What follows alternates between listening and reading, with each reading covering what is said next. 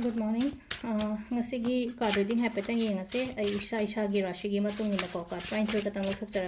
trying to issue the Gisha Shagi Mapado Yengase Hamba number 1 to the lady, number 2, 3, 4, 5, 6, 7, 8, 9, 10, 11, 12 ko ahamba gi akhoi gi ahamba card ki message mesh rashi gi ko mesh rashi gi ne yenga se silai se ko hadi khatang tap kani ko thabak lakpa matam da khara delay oiba oina oire ahamba gi jo mesh rashi gi se ko ani shuba sena sidalai se ko mayam gi damakta hadi mateng tawo mi gi damakta hadi guide tawo mingonda takpi ba tambi ba aina haidi ba kholi ba mayam do hadi share gumba tawbi ba kopi ba ko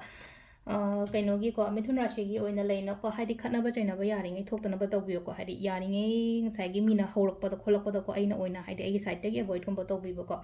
karkar rashi yong sila se khudong cha ba gum ba kai gum ba lao haina piri ko main oina paisa gi oina amai taraga la singa rashi ko singa gi da so muka hadi se lai je anu ba thabak ni khangde anu ba opportunity se khangde anu ba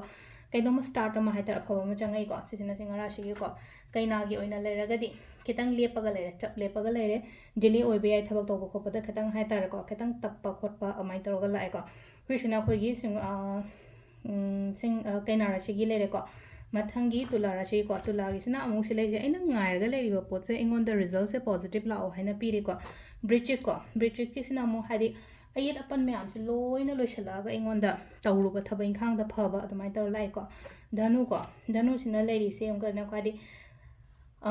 paisa nusa se phajana manage to ko yam ka haina unnecessary expenditure gumba kai gumba dumai taw gano haidi leri ba paisa se kamaina kadai da manage to ga da ge khot ka da ge haina phajana khantala dumai taw ba ko aduga makari nang slena aphaba nungai ba natraga hadi aina pamyo posen naksal e na khanba yare ko sida kumbarashi hona ga dama matam ne hojik se am hona biyo hona ba matam da aingonda kana ba phangani ko hojik leina ko hadi tok thok pa yade ko ina hona ri se minna gi sina muslai se mai pak poina lai success ko hadi success the positivity positive energies kumba kai gumba do mai lai ko minna gi se adu sida leire ko ko gi ngase gi oina card ki message se ma kenogi ko rashi gi matungina makha taba video samuk ko neng minarase thank you